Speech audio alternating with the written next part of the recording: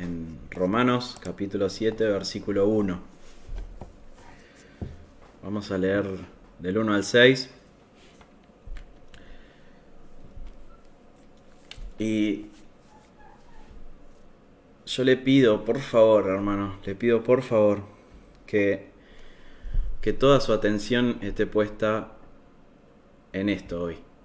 Porque de verdad necesito sus mentes, necesito que estemos concentrados para que podamos ver el argumento de Pablo. ¿Sí? Vamos a leer Romanos capítulo 7, versículos del 1 al 6, dice así: ¿Acaso ignoráis, hermanos, pues hablo con los que conocen la ley, que la ley se enseñorea del hombre entre tanto que éste vive?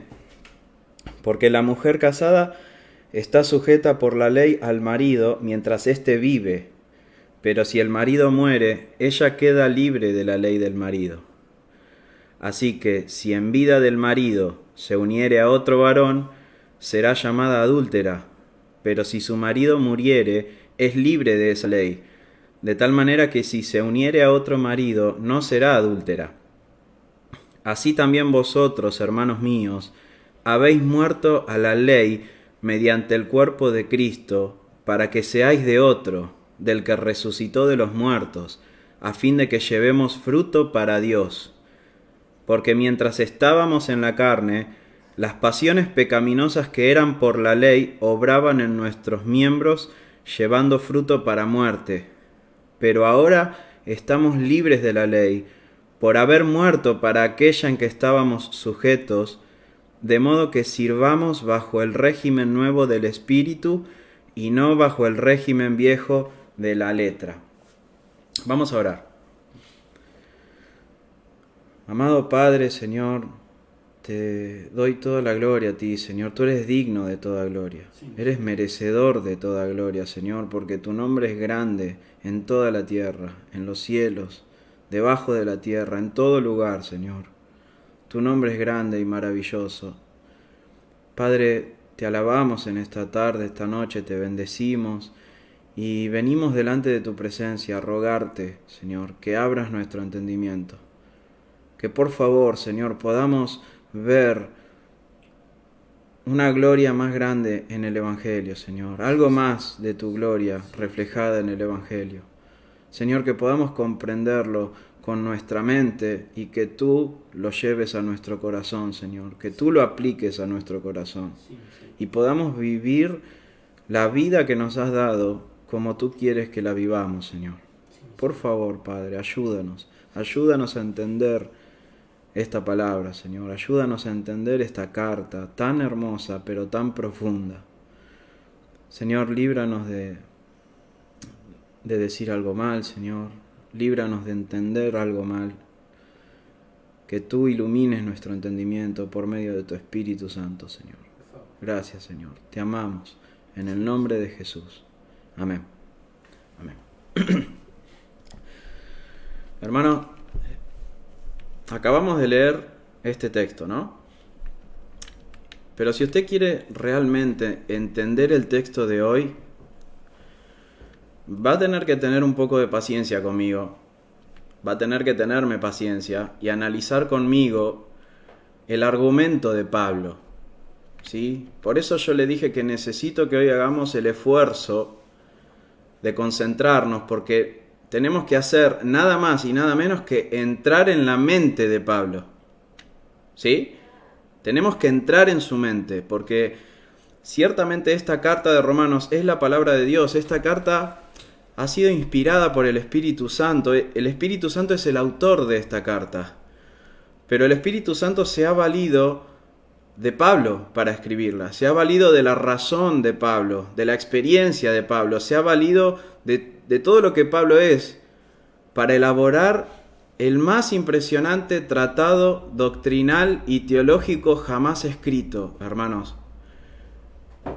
Si a usted le preguntan algún día ¿cuál es el más grande teólogo que existió en la historia? Es Pablo. Es este hombre que escribió esta carta. Una carta, hermanos. Una carta que ha resumido, por la inspiración del Espíritu Santo, en 16 capítulos, lo que el teólogo más avesado le costaría tomos y tomos de libros escribir. De verdad se lo digo, hermano, no hay teólogo más grande que Pablo. Y no es mi intención hacer un resumen de todo lo que vimos hasta ahora en Romanos. Yo solamente necesito que usted vea el argumento de Pablo, que usted vea lo que Pablo tiene en su mente para haber llegado a este texto de Romanos. ¿Sí? Y yo realmente ruego que Dios me dé la gracia de poder explicarlo correctamente y que usted lo vea, que usted lo pueda ver. ¿Sí? Es difícil poner en palabras, ¿no? Es difícil entrar en la mente de otra persona, pero es impresionante, hermanos, la riqueza de lo que Pablo está comunicando en estos capítulos, en esta parte de la carta, no tiene ni límite ni comparación, hermanos. Por favor, le ruego. Así que téngame paciencia. Vamos a ver el argumento de Pablo. ¿Cómo viene el argumento? ¿De dónde empezó todo esto?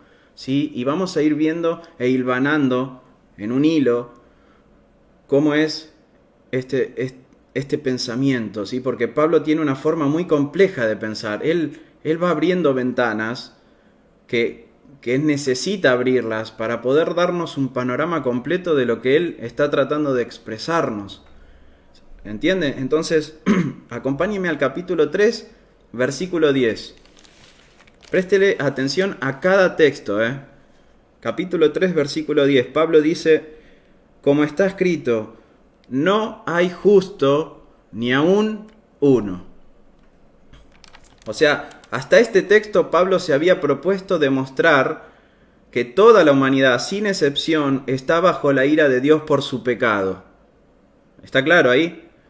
Por eso llega a esto, no hay justo ni aún uno, ni judío, ni gentil, no hay justo, no existe, ni uno.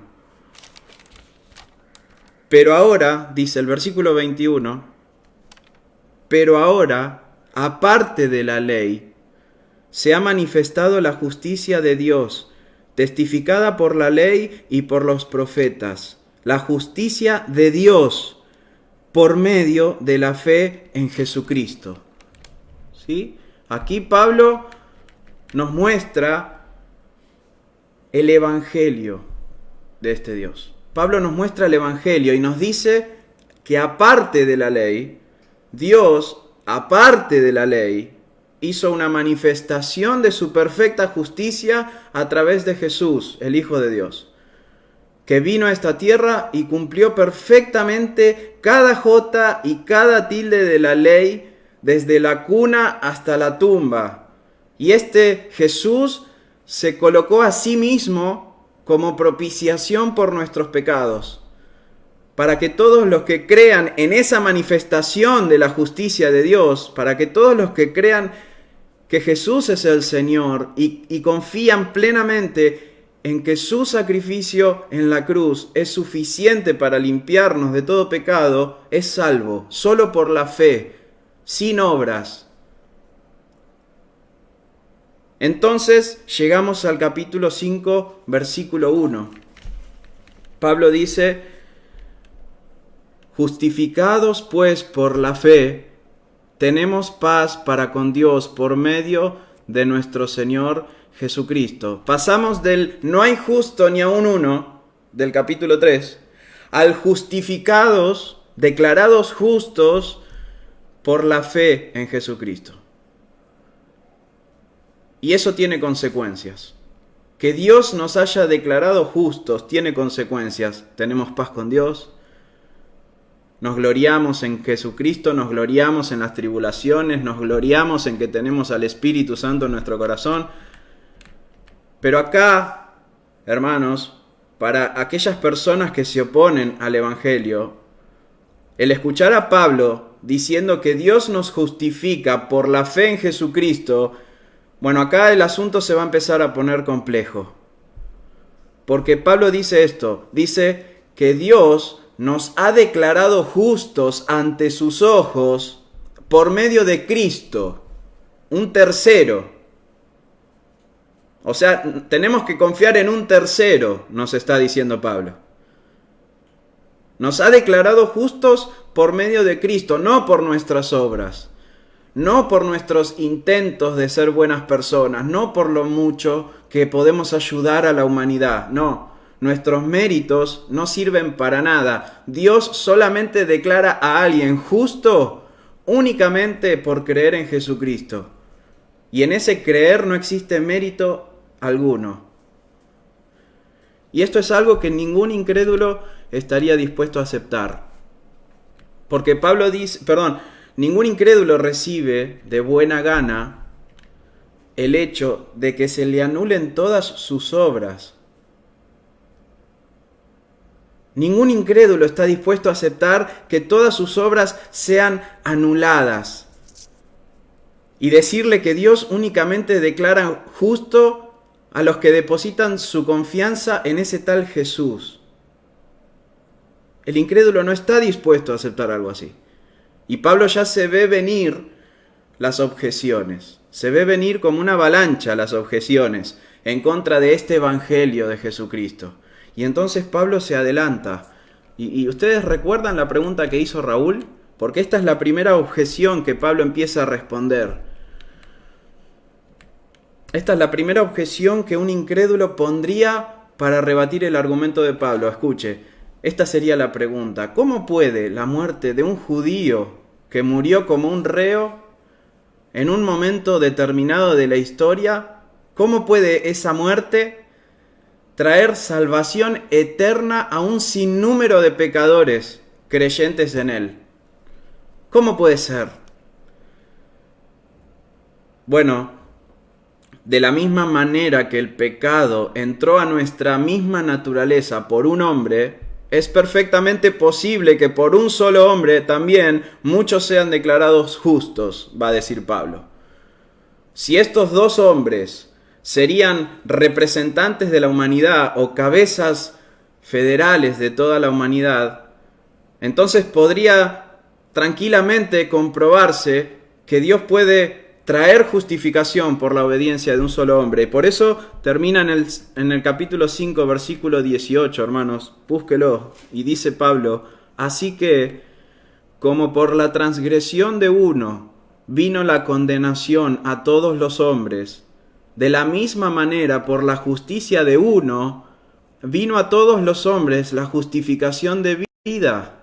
Porque así como por la desobediencia de un hombre los muchos fueron constituidos pecadores, así también por la obediencia de uno, los muchos serán constituidos justos. Y a partir de lo que Pablo dice aquí, alguien que está oponiéndose al Evangelio va a pensar esto. Preste atención.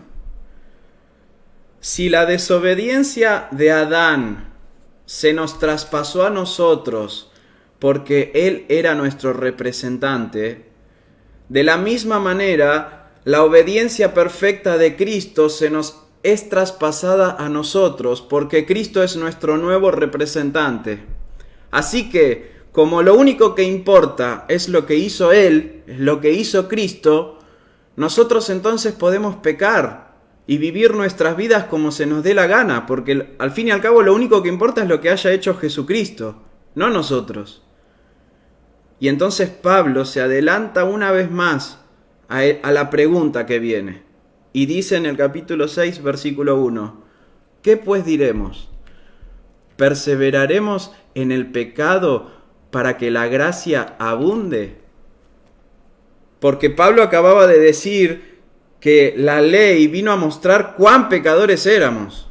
Pero Dios muestra que su gracia es mayor, que su gracia es más grande que nuestros pecados. Entonces, alguien podría decirle, Pablo, ¿no te das cuenta lo que estás diciendo? Si la única obediencia que vale es la de Jesucristo, entonces pequemos sin culpa. De hecho, le estamos haciendo un favor a Dios, porque en nuestro pecado, Él manifiesta su gracia para con nosotros. Así que pequemos, sigamos pecando. Y ahora, hermanos, yo le ruego que usted preste atención, porque lo que Pablo va a decir para responder esta objeción es uno de los más grandes misterios del Evangelio y una de las verdades más preciosas del cristianismo. De verdad, preste atención. A Pablo va a venir alguien a decirle: Pablo, entonces, ¿vamos a perseverar en el pecado para que la gracia abunde? Respuesta de Pablo: en ninguna manera. Porque los que hemos muerto al pecado, ¿cómo viviremos aún en él? ¿O no sabéis que todos los que hemos sido bautizados en Cristo Jesús, hemos sido bautizados en su muerte? Porque somos sepultados juntamente con él para muerte por el bautismo, a fin de que como Cristo resucitó de los muertos por la gloria del Padre, así también nosotros andemos en vida nueva. Porque si fuimos plantados juntamente con él en la semejanza de su muerte, así también lo seremos en la de su resurrección, sabiendo esto, que nuestro viejo hombre fue crucificado juntamente con él, para que el cuerpo del pecado sea destruido, a fin de que no sirvamos más al pecado. Y hermanos, yo le hago esta pregunta. Mire de vuelta el versículo 3. Y mire lo que Pablo dice en el versículo 3 del capítulo 6. Dice: ¿o no sabéis que todos los que hemos sido bautizados en Cristo Jesús, hemos sido bautizados en su muerte? Nuestro hermano Jorge había hecho un hincapié en este versículo, porque la palabra bautizados significa sumergidos. Cuando nosotros nos sumergimos en el bautismo de aguas, estamos de alguna manera haciéndonos uno con el agua. Nos sumergimos, nos hacemos uno, estamos dentro del agua. Acá Pablo está diciendo: ¿o no sabéis que todos los que hemos sido bautizados, sumergidos en Cristo, hemos sido bautizados en su muerte? Y mire lo que dice un versículo antes, el versículo 2, porque esta es la declaración que puede hacer estallar a un incrédulo. En ninguna manera, dice Pablo, porque los que hemos muerto al pecado, ¿cómo viviremos aún en él? Hermano, le pregunto con toda sinceridad, ¿usted murió al pecado?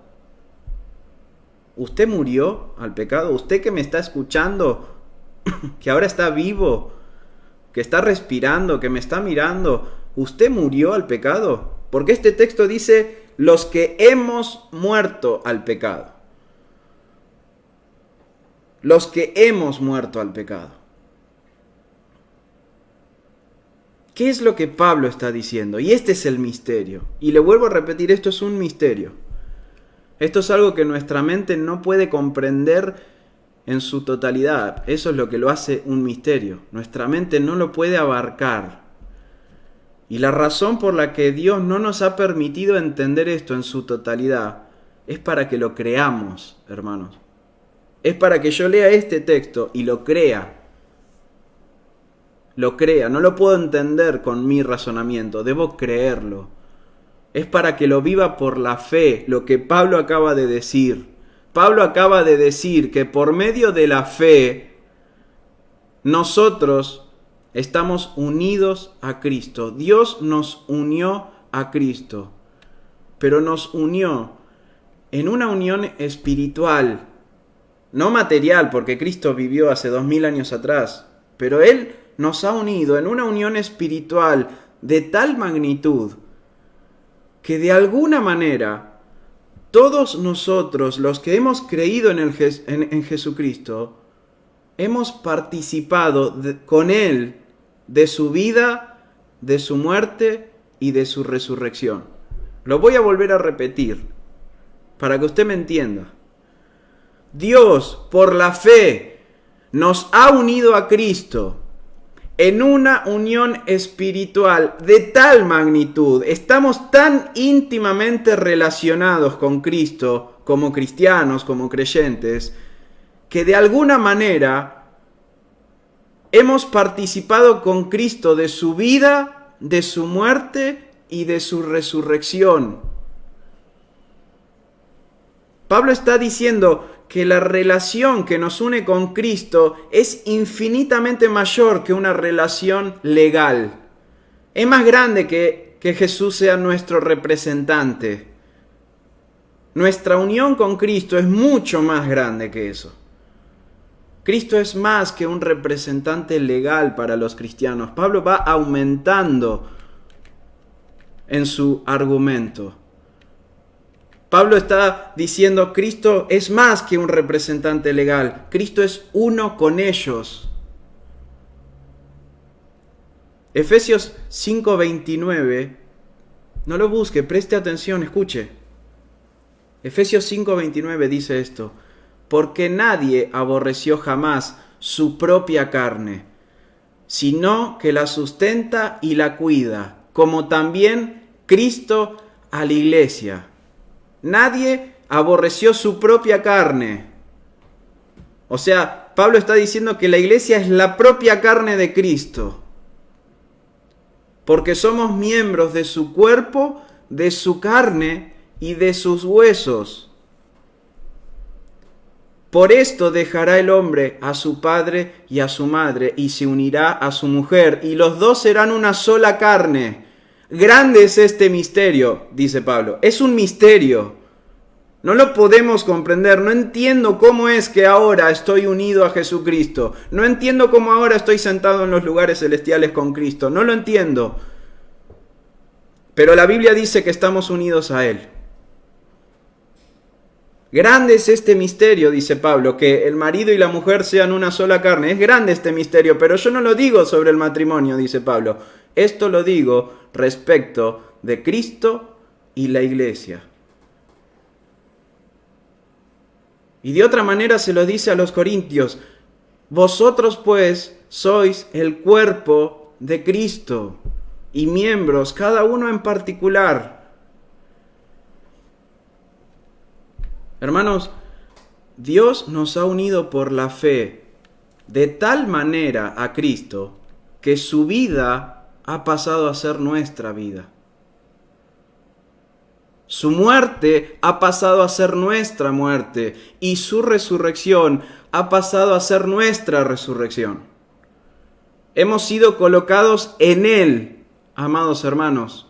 Así como usted se bautizó y fue colocado en el agua, así fuimos colocados en Cristo. Estamos unidos a Él.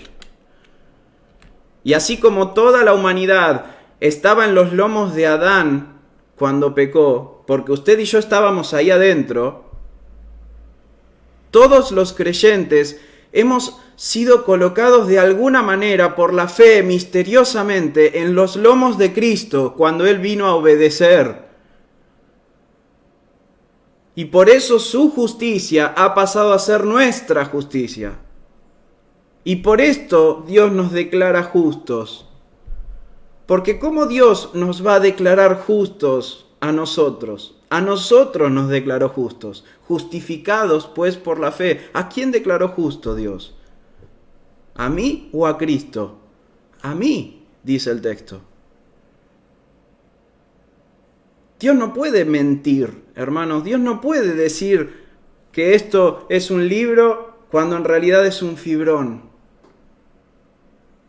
No me puede declarar justo a mí siendo un impío. Él tiene que ver algo en mí que me hace absoluta y perfectamente justo a sus ojos. Si no, Él jamás me diría justo. ¿Qué es lo que Él ve? Él ve a Cristo. ¿Y qué es lo que Dios ve cuando mira la cruz? Él ve a Esteban en la cruz.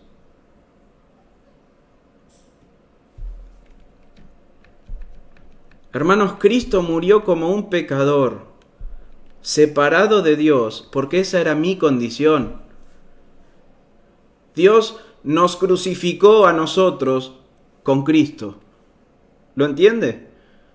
Pablo no hace poesía cuando dice, con Cristo estoy juntamente crucificado. Eso no es un salmo. Él de verdad está diciendo que por la fe está unido a Cristo. Hemos muerto con Él. Murió nuestro viejo hombre. Hermano, murió. Murió el Esteban que aborrecía a Dios. Se murió. Murió el Esteban que se complacía en el pecado. Murió el Esteban que amaba el mundo. Murió con Cristo. No tiene más poder para gobernar mi vida. Está muerto. Así que la ley que antes nos condenaba por ser pecadores, ahora no puede ni podrá condenarnos, porque todos nuestros pecados han sido absolutamente pagados por Jesucristo en la cruz del Calvario, y yo estoy en Él. Yo estuve en Él cuando esos pecados fueron pagados. Así que ya no estamos bajo la ley, amados hermanos, ya no estamos bajo la jurisdicción de la ley, porque en Cristo, usted y yo hemos cumplido absolutamente toda la ley. ¿Lo puede entender? No es que Cristo era mi representante solamente, lo era, por supuesto. Hay algo más profundo que eso. Es que Él se hizo mío y me hizo suyo. Se hizo uno con nosotros. ¿Por qué Jesucristo se bautizó? ¿Por qué? Y Juan le dice, yo no te puedo bautizar, no debería bautizarte. Y Jesús le dijo, no, es necesario que cumplamos toda justicia. ¿Por qué dice eso? Porque todos los pecadores deberían bautizarse. Y Él se estaba identificando con nosotros. Él se estaba haciendo uno con nosotros.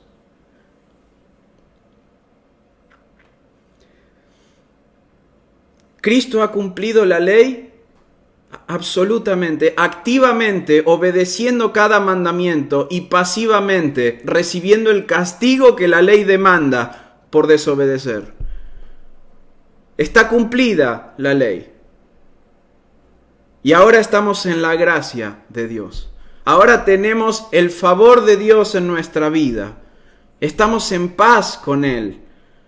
Ahora somos amigos de Dios junto con Abraham. Somos hijos de Dios, hermanos. ¿Quién es hijo de Dios? Jesús. Y nosotros también en Él. Y entonces nuevamente Pablo se adelanta a la próxima objeción. Mire cómo trabaja la mente del incrédulo. Porque si no estamos bajo la ley, y si los méritos son de Cristo, y ya la ley no tiene jurisdicción sobre nosotros porque está absolutamente cumplida, entonces nada nos obliga. Somos libres de hacer lo que se nos antoje. Y entonces Pablo va a utilizar dos ilustraciones para mostrar cuál es nuestra verdadera condición en el Evangelio. Y ahí llegamos al capítulo 6, versículo 15. Él dice, ¿qué pues? Esta es la objeción. ¿Vamos a pecar porque no estamos bajo la ley, sino bajo la gracia? Y Pablo responde, en ninguna manera. Nuevamente Pablo se adelanta, mostrándonos que el ser humano no es libre. Esa es una ilusión del que va a objetar. Pablo está diciendo que el que objeta, diciendo que ahora somos libres y sobre la libertad, Pablo va a decir que el hombre no es libre, hermanos. Hay muchos por ahí hablando que tenemos libre albedrío, el libre albedrío del hombre, como si el ser humano pudiera decidir absolutamente libre de toda influencia si hacer el bien o hacer el mal. Cuando la Biblia nos muestra una y otra vez que eso es totalmente falso. El solo hecho, hermanos, piensen en esto, por favor. El solo hecho de que exista una ley moral absoluta dada por Dios, el solo hecho de que esa ley exista y que Dios la haya dado, nos constriñe a sus criaturas a obedecerla. ¿Dónde está la libertad? El simple hecho de que exista una ley, ni quiero meterme en transgredirla. Pero esta ilusión del libre albedrío, que el hombre tiene libre albedrío, hermanos, el libre albedrío del hombre está totalmente condicionado por su naturaleza. Así que no es libre. Es albedrío, seguro, puede decidir, sí, decide y es responsable de sus decisiones. Es albedrío, pero jamás ese albedrío es libre. Jamás el hombre va a decidir en contra de su naturaleza. Es su naturaleza la que define sus decisiones. Y la Biblia enseña que la naturaleza del hombre es el pecado. Efesios capítulo 2, éramos por naturaleza hijos de ira, por naturaleza nos impulsábamos a la ira de Dios. ¿El lobo elige comer carne? De alguna manera sí, elige comer carne, nadie le obliga a comer carne, pero su elección no es libre. Porque toda su naturaleza le está impulsando a comer carne y le pide alimentarse de carne. No le está demandando frutas, semillas, pasto, no, carne. Así que libremente el lobo escoge la carne porque toda su naturaleza lo impulsa a eso. Así, de la misma manera, es el hombre con respecto a Dios. Toda su naturaleza lo impulsa a aborrecer a Dios, a contradecirlo, a desobedecerlo, a provocarlo a ira, a rehusarse a adorarlo. Es esclavo de su propia naturaleza y su propia naturaleza es el pecado. Pero Dios, por medio del Evangelio, nos ha hecho libres de la esclavitud del pecado. ¿Qué quiere decir? Cambió nuestra naturaleza. Ha colocado en nosotros un nuevo corazón, dice la Escritura. Ha transformado nuestra naturaleza caída en una naturaleza redimida. Hemos sido regenerados, hemos sido engendrados en la justicia y santidad de la verdad, dice Efesios. Una nueva criatura en el Espíritu. Ahora, hermanos, en Cristo, nuestra nueva naturaleza nos impulsa a vivir para la gloria de Dios. Nos impulsa a vivir dando frutos para el Señor, a vivir en santidad y obediencia a su palabra, a vivir en justicia y con un corazón agradecido. Pero no es que nosotros ahora somos unos genios, es que Él ha transformado nuestro corazón. Él nos ha quitado de esa esclavitud al pecado, que era nuestra propia naturaleza, y nos ha hecho esclavos de su naturaleza, que es la justicia. Y así llegamos al texto de hoy. Y espero que usted haya podido ver el argumento que Pablo va construyendo en su mente a través de esta carta, hasta este punto. Y ahora sí, vamos a examinar este texto a la luz de todo lo que acabamos de hablar. Y dice así: ¿acaso ignoráis, hermanos, pues hablo con los que conocen la ley, que la ley se enseñorea del hombre entre tanto que éste vive? Y este es el versículo clave para entender el resto de la analogía de Pablo. Porque si no entendemos este texto y a dónde Pablo está apuntando, vamos a llegar a conclusiones muy equivocadas. Vamos a creer que Pablo está hablando del matrimonio en este texto y que debemos definir un montón de cosas del matrimonio con este texto. Y Pablo no está enfocado en que toda la ilustración encaje a la perfección. Si no entendemos el punto de Pablo en esta analogía, en este argumento, vamos a interpretar cualquier cosa. Pablo está enfocado en probar una sola cosa. ¿Sí? Va a utilizar esta analogía para graficar lo que nos ha sucedido a los creyentes cuando hemos creído en Jesucristo como nuestro Señor y Salvador. Y es una analogía muy simple, me va a tomar muy poco tiempo analizarla, porque solo es un ejemplo que viene a graficar todo lo que acabo de decirles, todo lo que hemos repasado. ¿Cuál es el punto clave en la analogía de Pablo? ¿Cuál es el punto clave de lo que Pablo nos va a decir ahora? ¿Cómo finaliza el versículo 1 del capítulo 7? Entre tanto que éste vive. Hermanos, la ley se enseñorea del hombre entre tanto que éste vive. Y esto va a definir todo lo que Pablo va a decir. Este es el enfoque, hermanos. Quiere que pensemos, Pablo, que la ley solo obtiene jurisdicción cuando una persona está viva. La ley no tiene jurisdicción sobre los muertos. Una persona puede contraer una deuda y la ley le obliga a pagar esa deuda. Pero si esta persona muere, la ley no puede obligarla a pagar. Está muerto. ¿Por qué se cree que los seguros de vida existen cuando usted compra un auto o cuando usted compra un electrodoméstico? Porque por lo menos si usted se muere, alguien va a pagar. Porque la ley no le obliga a pagar a los muertos. ¿Qué pasa si una persona asesina a toda su familia y luego se suicida?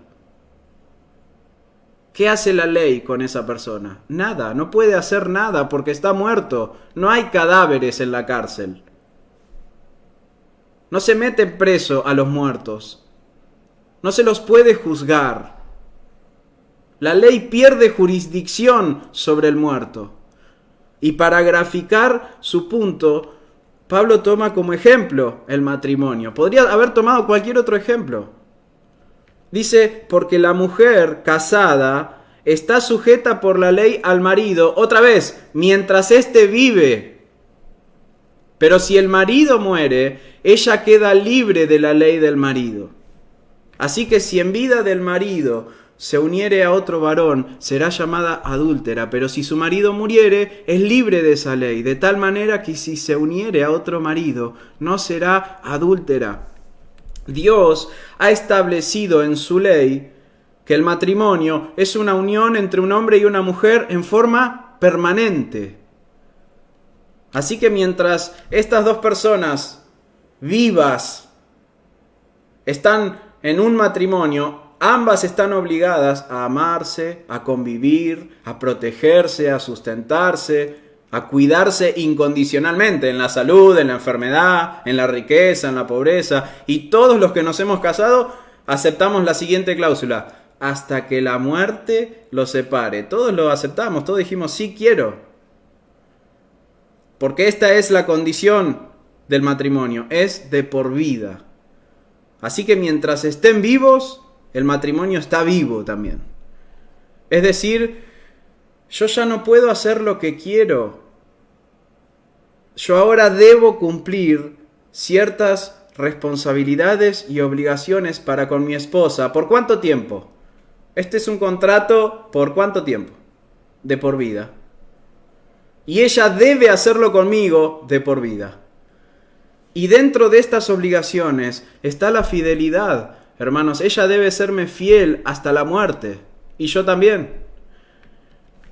Así que de alguna manera Pablo está asociando la esclavitud con el matrimonio. ¿Lo notó? No se rían los varones. El esclavo no puede hacer lo que quiere, tiene un amo. Y ese amo le dice lo que debe hacer. Y lo mismo sucede en el matrimonio.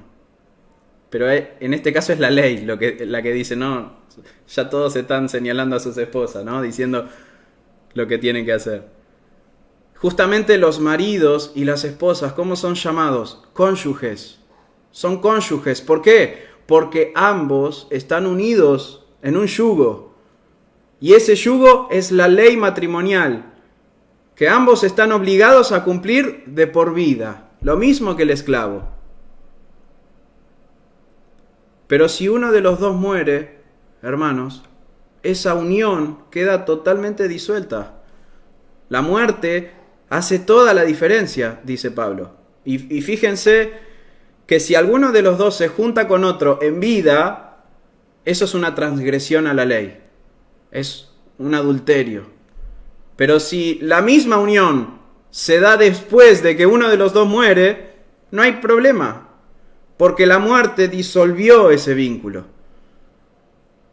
La misma acción que en vida se condena, en la muerte se permite. No genera ninguna transgresión.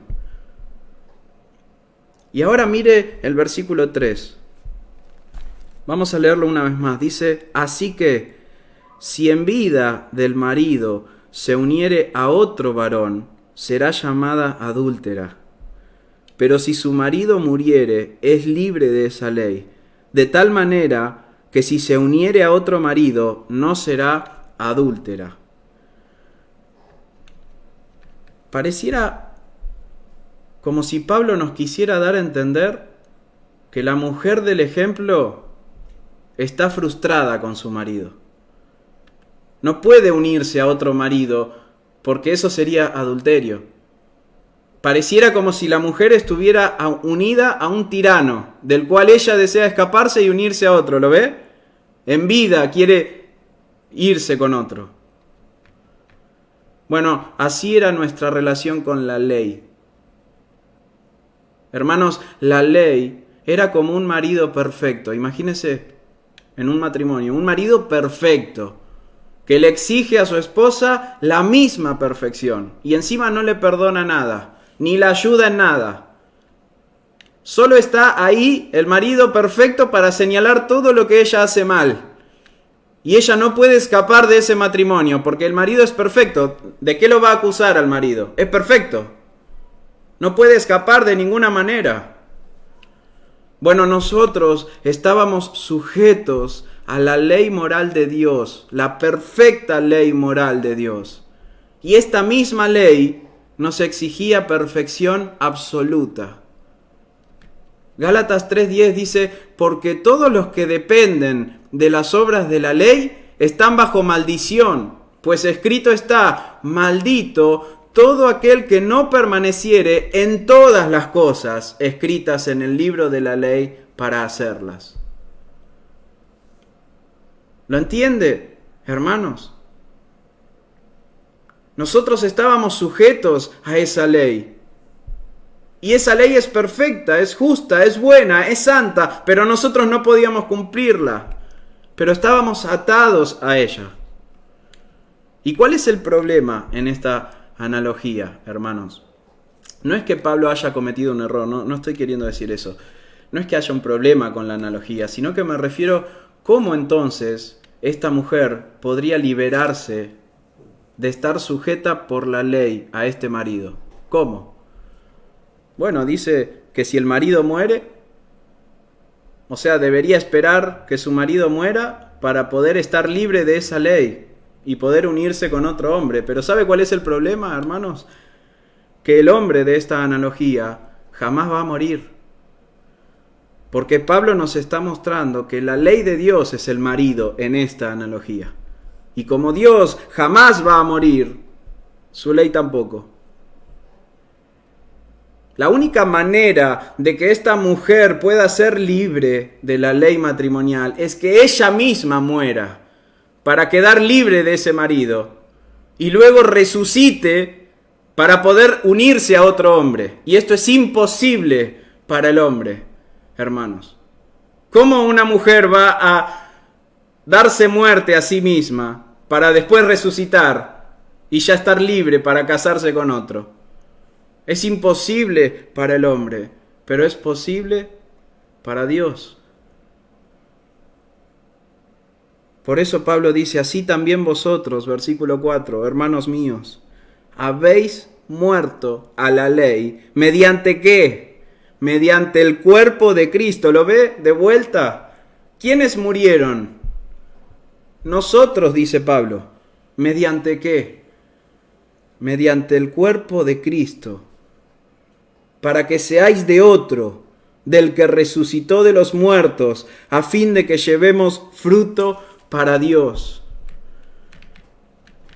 Hemos muerto con ese Cristo débil, para después casarnos con ese Cristo glorioso, resucitado, libre de todo pecado, todopoderoso. Y estamos con Él, en Él. Amados hermanos, ahora podemos ver este texto y comprenderlo a la luz del glorioso misterio que se nos ha revelado en el Evangelio de Jesucristo.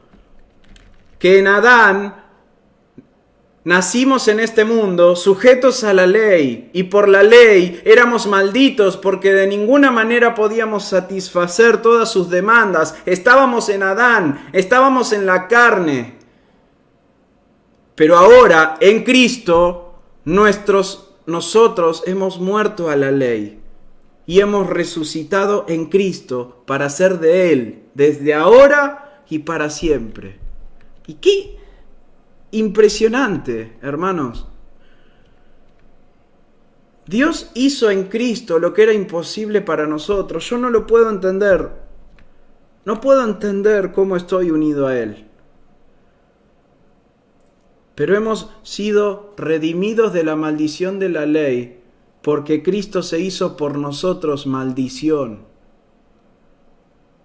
Y al morir Él bajo la pena que la ley demandaba por nuestros pecados, y estando nosotros en Él por la fe, unidos a Él en su muerte, hemos sido hechos libres de las demandas de la ley.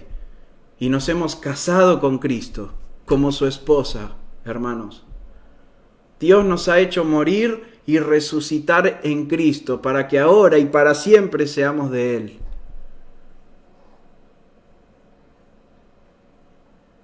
Y toda esta magnífica obra de Dios tiene un propósito. Termina el versículo 4 diciendo a fin. A fin significa con el propósito de, a fin de que llevemos fruto para Dios. Porque mientras estábamos en la carne, que es lo mismo que decir estábamos en Adán, en el argumento de Pablo, las pasiones pecaminosas que eran por la ley obraban en nuestros miembros, llevando fruto para muerte. Pero ahora estamos libres de la ley por haber muerto otra vez. ¿Quiénes murieron? Según este texto. Ahora somos libres de la ley por haber muerto para aquella en que estábamos sujetos.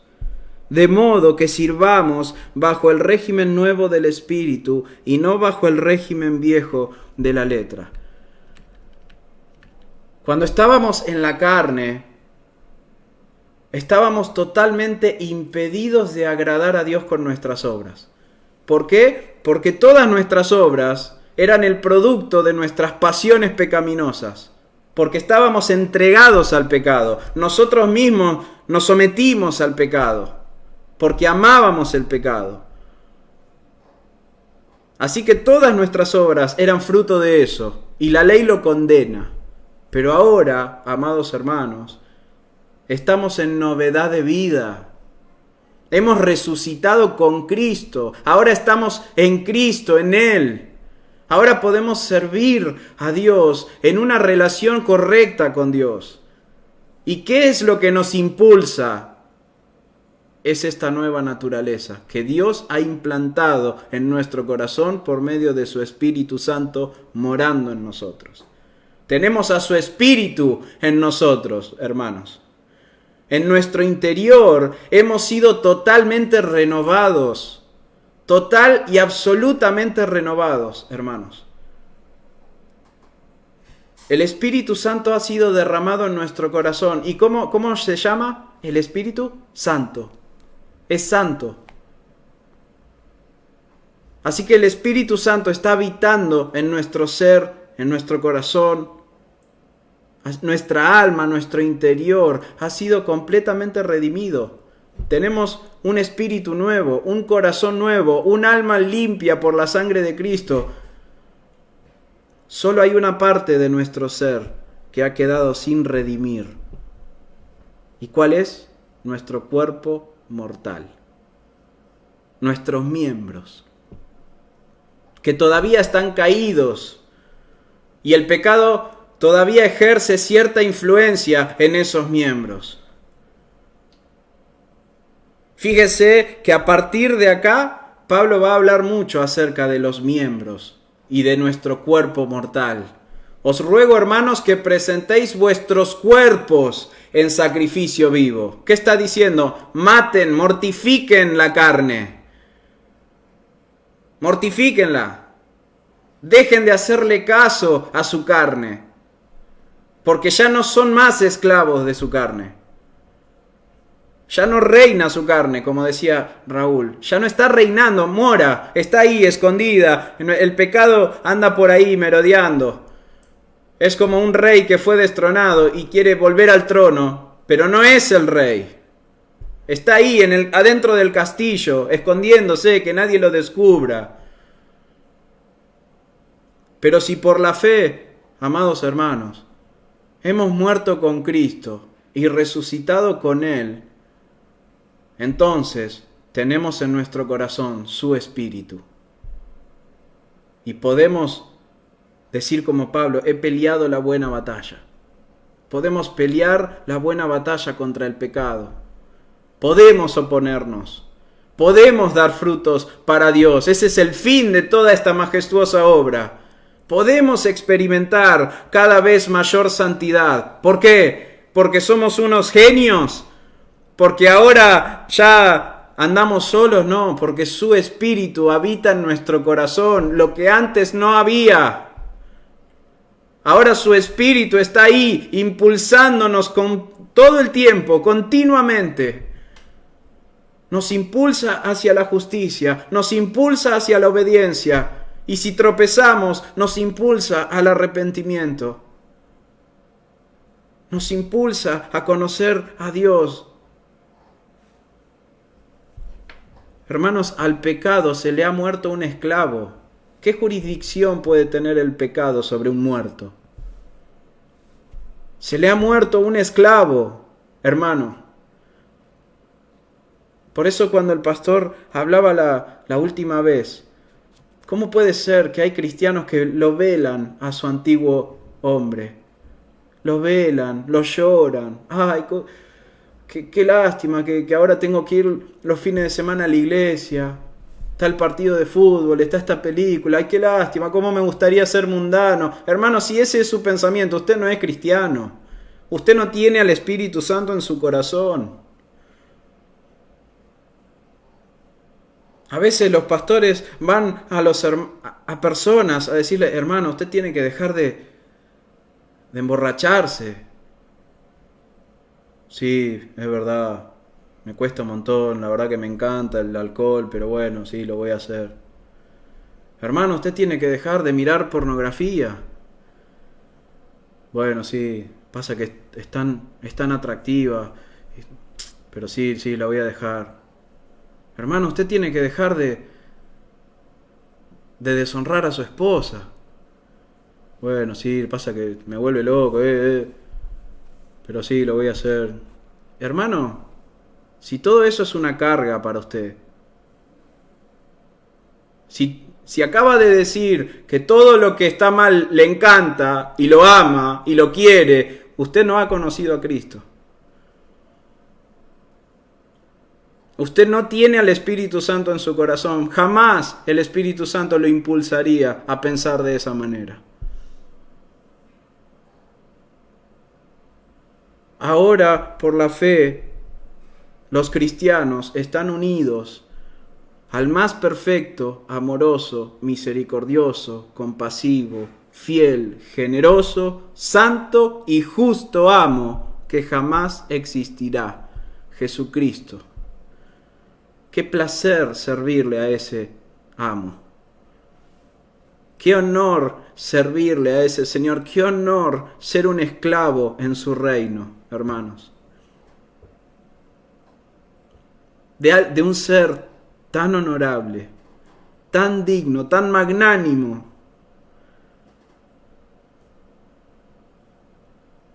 ¿Qué es lo que falta? ¿Qué es lo que falta, hermanos? Hemos sido completamente redimidos en Cristo. todos, absolutamente todos nuestros pecados fueron crucificados con Cristo. Toda su perfecta justicia nos ha sido dada en Él. Tenemos su Espíritu morando en nuestro corazón. Tenemos a nuestro favor las infinitas riquezas de la gracia de Dios. Dios nos ha dado además su armadura a nuestra disposición. ¿Qué nos falta para mortificar el pecado? Nada. No lo hacemos porque no queremos, porque seguimos siendo rebeldes. Es mentira que no podemos. Es mentira.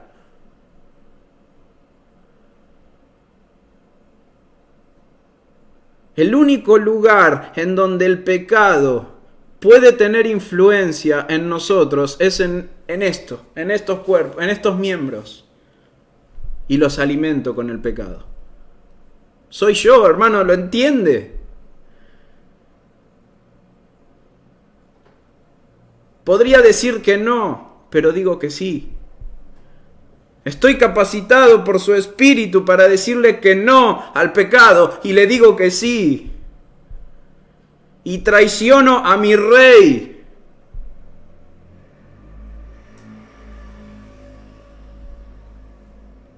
Lo único que queda por redimir es este cuerpo. Por eso cuando venga el Señor Jesús nos dará un cuerpo nuevo, porque es lo único que falta. Todo lo demás ya está hecho, está consumado. Y en lo poco no somos fieles. No somos fieles a Dios en lo poco que nos queda por hacer.